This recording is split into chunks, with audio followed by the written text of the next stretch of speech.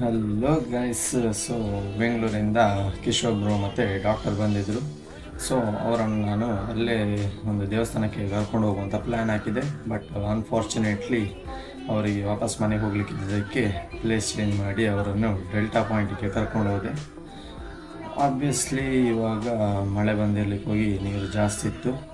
So ನೋಡ್ತಾ ಇರ್ಬೋದು delta ಪಾಯಿಂಟಲ್ಲಿ ಇವಾಗ ನೀರು ಯಾವ ಥರ ಉಂಟಂತ ಹೇಳಿ.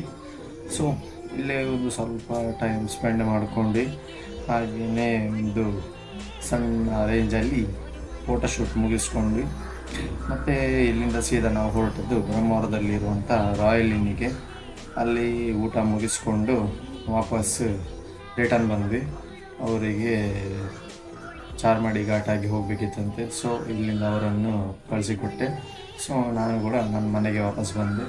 ಇದರ ಫುಲ್ ವೀಡಿಯೋ ಆದಷ್ಟು ಬೇಗ ಯೂಟ್ಯೂಬಲ್ಲಿ ಬರ್ತದೆ, ನೋಡಿ.